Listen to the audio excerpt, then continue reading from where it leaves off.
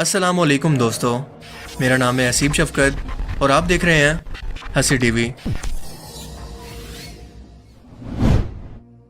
European और हिंदुस्तान के कलम फरोश तारीख दानों और शिद्दत पसंद हिंदू लीडर्स ने मुत्तहिदा हिंदुस्तान और मुगल अम्पायर के छठे शहंशाह औरंगजेब आलमगीर को जितना बदनाम और रुसवा किया है, इसकी मिसाल हिंदुस्तान की तारीख के अंदर मिलना बहुत मुश्किल है। इस मुसलसल नफरत, झूठ, प्रोपेगेंडा का नतीजा ये निकला कि आज की ब्रेन वॉश हिंदुस्तान की नौजवान नस्ल इन्हें यानी औरंगजेब आलमगीर को हिंदुओं का या फिर अपना सबसे बड़ा दुश्मन मानती है। इसलिए कि औरंगजेब आलमगीर ने हिंदुओं के हजारों मंदिरों को तुड़वा दिया, बहुत से हिंदुओं को ज़बरदस्ती मुसलमान बनाया और लाखों हिंदुओं को बिला वजह सिर्फ इस बात पर कत्ल कर दिया क्योंकि वो हिंदू थे। इसके अलावा वो बहुत ही जालिम, खुदगर्ज और मकार किस्म का इंसान था, यानी ऐसा कोई बरतर किस्म का इल्ज़ाम नहीं जो कि आज के टाइम के अंदर औरंगजेब आलमगीर पर हिंदुस्तान में ना लगाया जाता हो। और ये नफरत इस कदर बढ़ चुकी है कि तारीख की किताबों से मुगल अम्पायर की मुकम्मल तारीख को ही निकाला जा रहा है। दिल्ली में चंद किलोमीटर पर मुश्तमिल एक छोटी सी सड़क औरंगजेब आलमगीर के नाम से मंसूब थी, लेकिन ये निस्बत भी फिरका परस्तों के दिलों में कांटा बनकर चुभ रही है और इसका नाम बदलने की कोशिश की जा रही है। पर तारीखी हकीकत इसका बिल्कुल उल्ट है और ये नफरत और प्रोपेगेंडा सिर्फ इसलिए है कि वो एक ऐसा मुस्लिम हुक्मरान था जो कि अकबर की तरह बेदीन और जहांगीर की तरह मजहबी मामलात के अंदर लापरवाह नहीं था, बल्कि इस्लामी कानून का सख्ती से पाबंद था।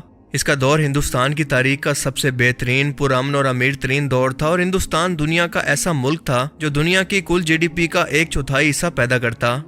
और इसी टाइम के अंदर इंग्लिस्तान का या फिर इंग्लैंड का कंट्रीब्यूशन था सिर्फ और सिर्फ 2%। और जाहिर है कि इसकी मिसाल आज के शिद्दत पसंद, कौम पसंद और मजहब पसंद लीडर अपनी आवाम को नहीं दे सकते कि हिंदुस्तान की सरजमीन के अंदर इस मुगल मुसलमान शहंशाह के दौर के अंदर सबसे ज्यादा फैली हुई थी। हिंदुस्तान की आवाम बिना किसी मजहब के फर्क के कितना खुशहाल थी। अब आज के टाइम के अंदर हिंदू लीडर्स अपनी आवाम को ये सब बातें नहीं बता सकते क्योंकि इन दो कौमों यानी हिंदू मुसलमान के आपसी इत्तेहाद को तोड़कर और नफरत फैलाकर इनको अपनी आवाम से जज्बाती, देशभक्ति या फिर मजहब के नाम का वोट मिलता है। औरंगजेब आलमगीर की ज़िंदगी के मुतालिक असल सच्चाई और इन पर लगाए जाने वाले इल्ज़ामात की हकीकत हम आज की इस वीडियो के अंदर जानने वाले हैं, जो कि शायद हिंदुस्तान के अंदर रहते हुए आप कभी ना जान पाएं। तो चलिए शुरू करते हैं। औरंगजेब आलमगीर मुगलिया सल्तनत का आखिरी अजीमुशान शहंशाह था जिसकी पैदाइश 3 नवंबर 1618 और वफात 3 मार्च 1707 को हुई। उसकी वफात से मुगल सल्तनत जवाल का शिकार हो गई। औरंगजेब के दौर के अंदर हिंदुस्तान दुनिया का अमीर तरीन मुल्क था और इसने हिंदू और मुसलमानों की फजूल रस्मों को ख़त्म किया, फहाशी को ख़त्म किया और खूबसूरत मकबरों की तामीर और आराइश को ममनू करार दिया। शराब, अफ्यून और भंग को बंद करवा दिया, दर्शन जरोका की रस्म को ख़त्म किया और बादशाह को सलाम करने का अदब का इस्लामी तरीका राइज किया, यानी सजदा करना और हाथ उठाना सब खत्म हो गए। जैसा कि अकबर बादशाह के दौर के अंदर तो बादशाहों को उसकी रियाया ने अदब के तौर पर खुदाई समझ लिया था। खाने की चीज़ों पर हर तरह के टैक्स को हटा दिया, बहुत से टैक्सों को माफ़ कर दिया जिनका ताल्लुक हिंदुओं से था, जैसा कि गंगा पूजा टैक्स, गंगा स्नान टैक्स और गंगा में मुर्दों को बहाने का टैक्स। सती जैसी जाहिलाना रस्म को ख़त्म किया। औरंगजेब के बारे में अक्सर कहा जाता है कि वो हिंदुओं के सबसे बड़े दुश्मन थे क्योंकि उन्होंने हज़ारों मंदिरों को हिंदू दुश्मनी के अंदर न सिर्फ तुड़वा दिया बल्कि हिंदुओं का कत्लेआम भी किया। पर यह हकीकत आपको कोई नहीं बताएगा कि औरंगजेब ने बेशक मंदिर तुड़वाए मगर सिर्फ ऐसे इलाकों के अंदर जहां पर इनके खिलाफ बगावत जोरों पर थी, और यही मंदिर इस बगावत के अंदर मनसूबाबंदी के लिए इस्तेमाल हुआ करते थे। जब राठौरों ने बगावत की तो इनके मंदिर तुड़वाए, ससोदियों ने बगावत की तो इनके साथ भी ऐसा ही किया। जब जाटों ने बगावत की तो मथुरा और बनारस के अंदर मंदिर तोड़ी गई, लेकिन जिस इलाकों के अंदर कोई बगावत नहीं थी और सुकून था, ऐसे इलाकों के अंदर ना सिर्फ मंदिरों को दी जाने वाली ग्रांट बरकरार रखी बल्कि इन जगहों पर खुद नए मंदिर भी बनवाए। मंदिरों की जितनी बड़ी तादाद को औरंगजेब आलमगीर के टाइम के अंदर ग्रांट दी जाती थी, इतनी बड़ी तादाद के अंदर मंदिरों को अकबर के दौर में भी कभी भी ग्रांट नहीं दी गई थी। हालांकि अकबर हिंदुओं के नजदीक बहुत ही सेकुलर और इनके खैरखा माने जाते हैं। औरंगजेब पर हिंदू कौम को खत्म करने के इल्जाम की हकीकत का अंदाजा इस बात से भी लगाया जा सकता है कि इनका सबसे बड़ा फौजी सिपह सलार था राजे जय सिंह। जब तक राजे जय सिंह जिंदा रहा, औरंगजेब आलमगीर ने जंगी मामलात के अंदर इस हिंदू जर्नैल के मुकाबले में किसी मुस्लिम सिपह सलार का एतबार न किया। यहाँ तक कि औरंगजेब आलमगीर ने अपने मामू शाइस्ता खान को दक्कन से हटाकर शिवाजी के मुकाबले के लिए राजा जय सिंह को 1665 के अंदर भेजा, जो ये बताता है कि अगर औरंगजेब आलमगीर नस्ल परस्ताना सोच का हामिल होता तो एक हिंदू की सरकोबी के लिए कभी दूसरे हिंदू को ना भेजता। راجہ جسویت سنگھ جس کے بارے میں مشہور تھا اور سبھی لوگ جانتے تھے کہ وہ اورنگزیب عالمگیر کا سب سے پرانا دشمن ہے، لیکن اس کے باوجود بھی اورنگزیب عالمگیر نے کابل جیسا اہم ترین صوبہ اس کے حوالے کیا تھا جہاں پر 100% کٹر مسلمان تھے۔ کیا کوئی نسل پرست بادشاہ ایسا کر سکتا ہے؟ اس کے علاوہ اورنگزیب عالمگیر کی جنگی سرگرمیوں پر اگر نظر ڈالی جائے تو پتہ چلتا ہے کہ ان کے 50 سالہ جنگی جدوجہد کے دور کے اندر راجپوت ان کی فوج کا حصہ رہ کر لڑتے رہے۔ انہوں نے اپنے بیٹوں پر تو وفاداری کا شک کیا، لیکن کسی راجپوت کی طرف سے کسی بھی قسم کا شبہ ان کے دل میں کبھی نہیں آیا۔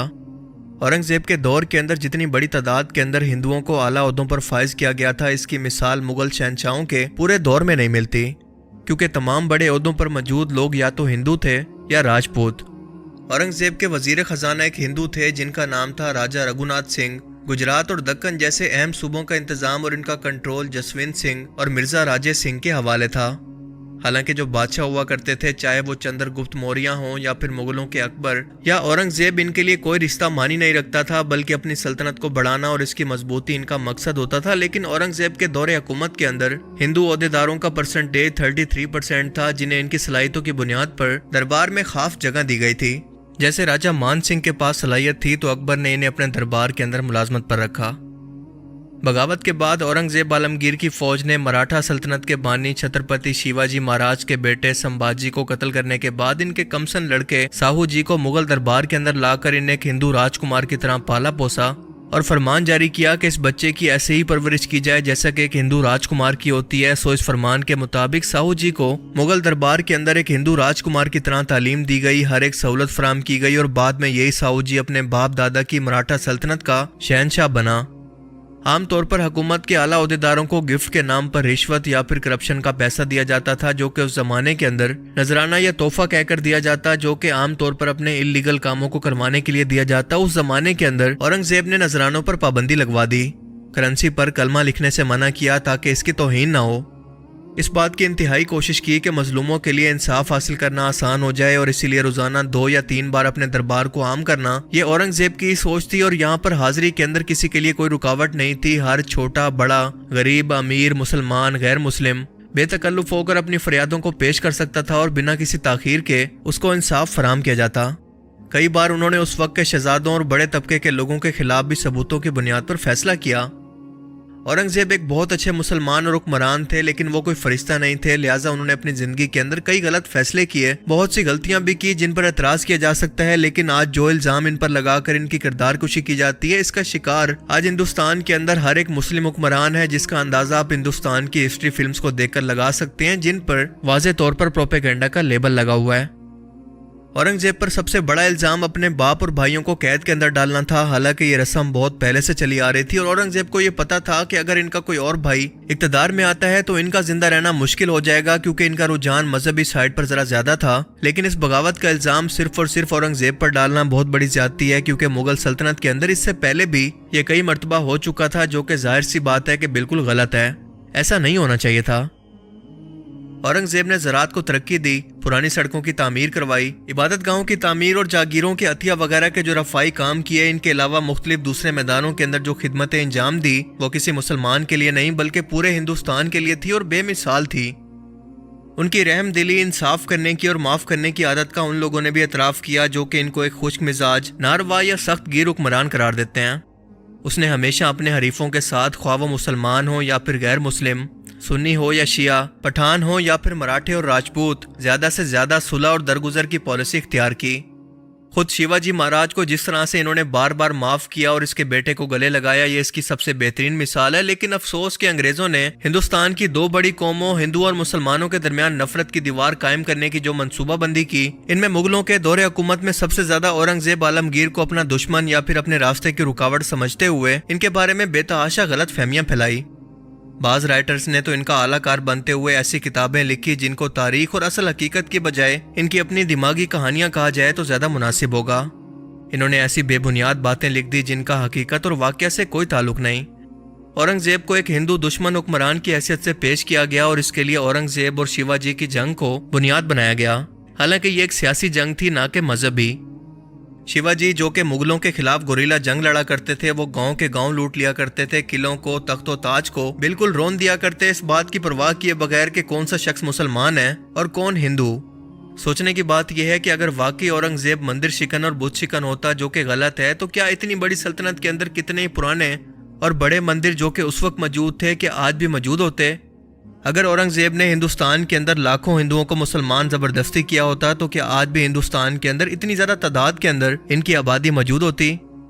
آپ لوگ شاید یہ بات نہ جانتے ہوں کہ اورنگزیب نے جہاں پر ساوشی مندر گرانے کا حکم دیا، وہیں پر ساوشی مسجدوں کو بھی گرانے کا حکم دیا، کیونکہ کہا جاتا ہے کہ سلطنت گوالکنڈا کے مشہور حکمران تانا شاہ نے سالہ سال سے شاہی محصول ادا نہیں کیا تھا، اور اس نے اپنی دولت چھپانے کے لیے ایک بڑا خزانہ زمین کے اندر دفن کر کے اس پر جامع مسجد گوالکنڈا کو تعمیر کر دیا۔